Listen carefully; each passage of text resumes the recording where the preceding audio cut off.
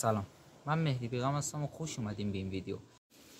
خب در ادامه ویدیو که میبینین اینجا اول یه توضیح بدم که این آلاچیق رو چجوری و با چی درستش کردم. اولا که من این آلاچیق رو با نی درست کردم، با نی. این نهایی که بیشتر جا پیدا، اگه بخوای پیدا کنی پیدا میشه.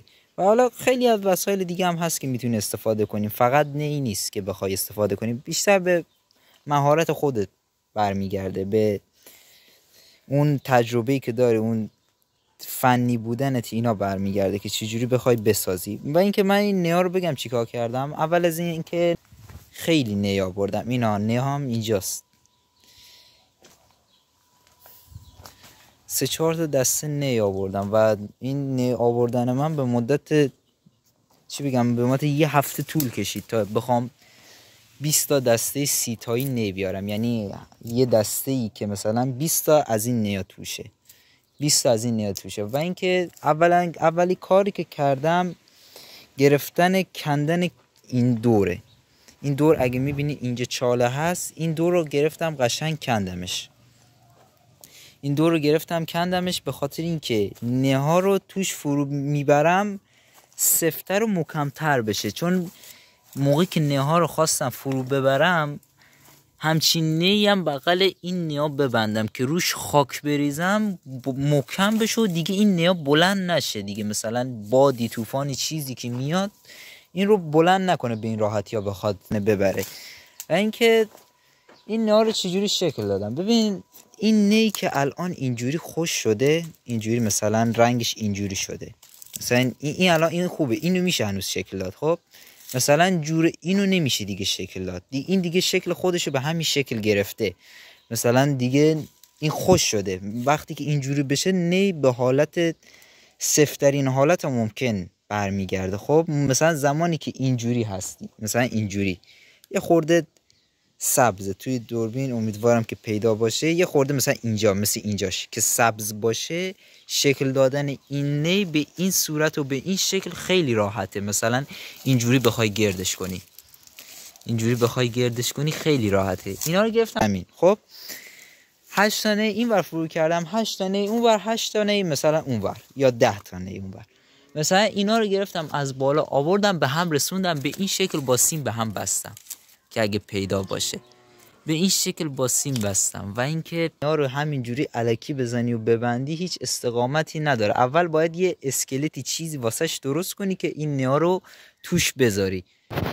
خب بزن بریم ببینیم چه ابزارایی استفاده کردم. و الان این ابزارا رو من پیدا کردم. واسه شما شاید یه ثانیه طول کشید، واسه من این کات ویدیو یه نیم ساعتی طول کشید تا این ابزارا رو پیدا کنم، چون یه ماه از این ابزار استفاده نکرده بودم، از این وسایل که نمیدونم کجا گذاشته بودمشون. حالا 3 تا ابزارم بیشتر نیست، یه سیم و سیمچین و نخ میگفتم، یه نخ، یه سیمچین، یه سیم دیگه. خب این پای دوربینی که درست کردم و من تنظیم کنم.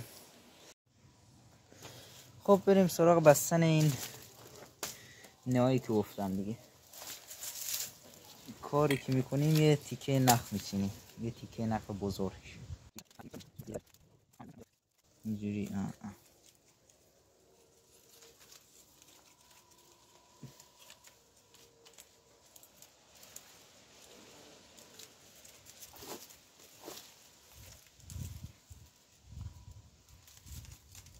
اینجوری محکمش میکنیم، محکم.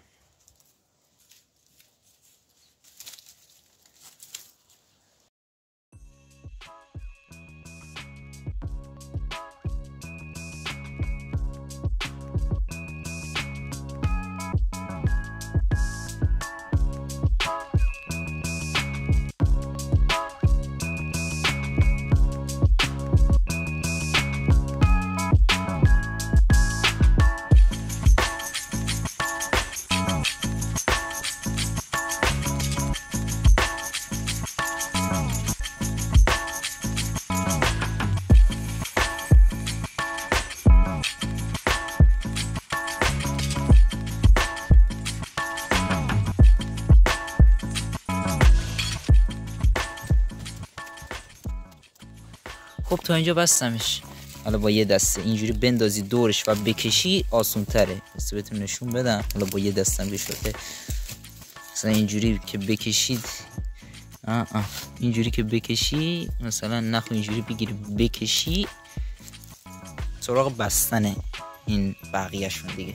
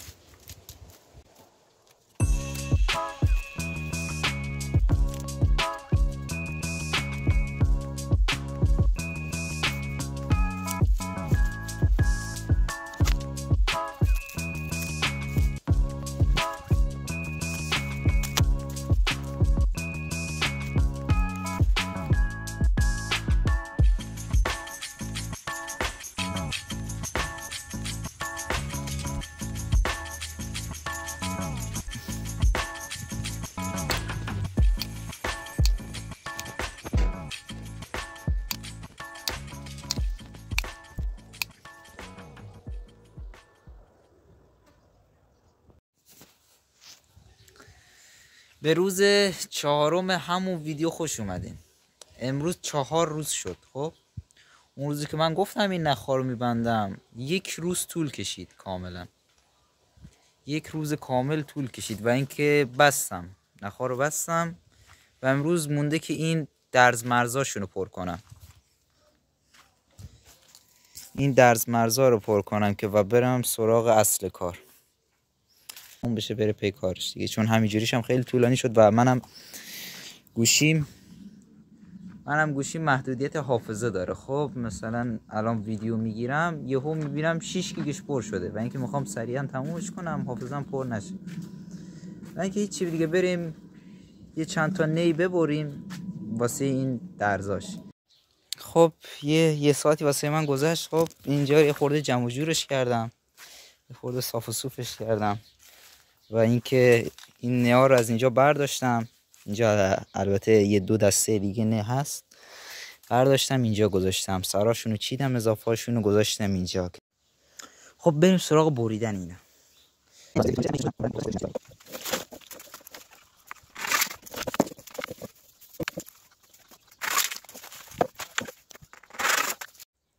خب بریدم این نه‌ها رو، بریدم از اینجا برداشتم آوردم اینجا تیکیشون دادم و از این سیما ببندم. خب و مثلا سیما رو قشنگ که بستم این نه‌ها رو که چیدم، این نه‌ها رو اینجا چیدم. خب این افتاد، این نه‌ها رو بگیرم اینجا دونه دونه بغل هم بچینم، با این سیمه جمعش کنم بچسبونم و یه دفعه با نخ ببندمش و بعد اون سیمه رو میتونم یا بچینم یا بذارم باشه که استقامتش بره بالاتر.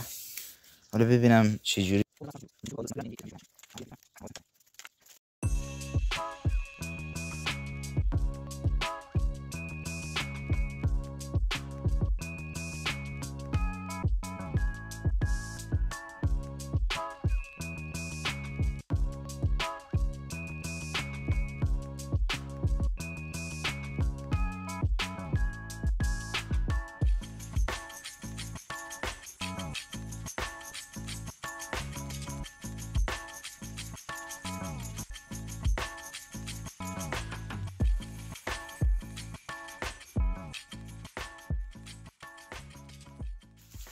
کفنش هم بهتون نشون میدم چجوری تنظیم میکنم. بس این موبایل از اینجا در بیارمش.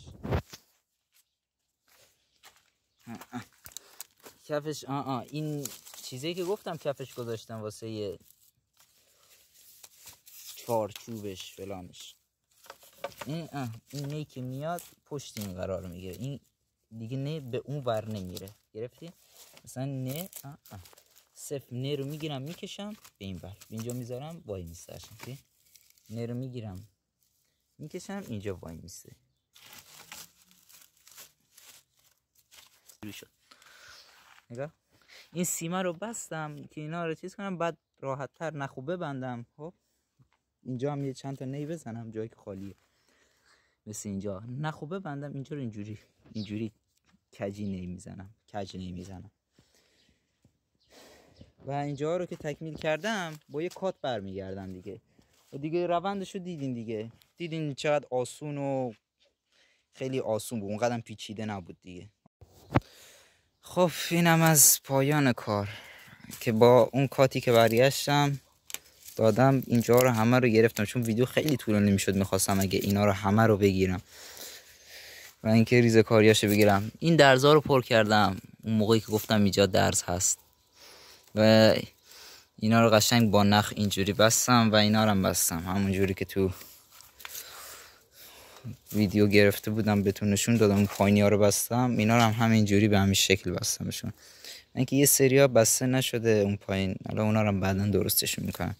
اینا رو بستم، اون ور رو بستم، اون درزا رو درست کردم که نامیزون بود. حالا ویدیو بعدی که بیاد حالا میبینین که کفو دارم درست میکنم و کارم تموم شده دیگه. میبینین که کفو دارم درست میکنم و اینکه دیگه یا کف یا میز.